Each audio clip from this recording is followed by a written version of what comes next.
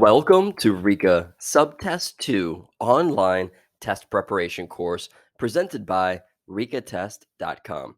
Early vocabulary development from pre-kindergarten through second grade plays a critical role in students' later achievement of vocabulary and reading development as well as acquisition.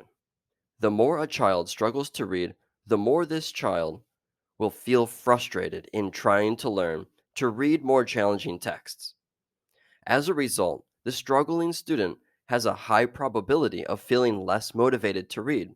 So, struggling students understandably read less. And as they read less compared with their peers, a learning gap widens between them and their fellow classmates.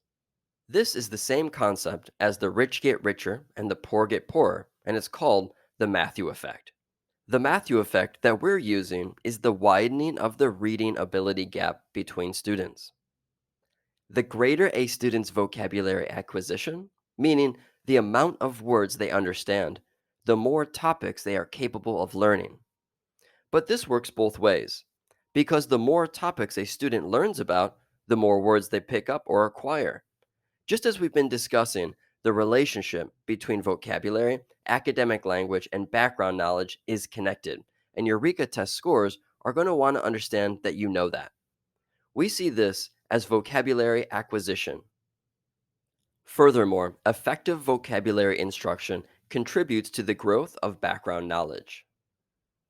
Children learn the meanings of words incrementally, yet there are three levels of vocabulary development for all students, and they include the unfamiliar stage, where the student is totally unfamiliar with a word. The second stage is the familiar stage. This is where the student knows a word on some level. They may have heard the word before, but they don't know exactly how to use the word in a sentence. Yet another student might be totally familiar with the word. This student can understand the word and use it in a sentence. We call this an established word for this student.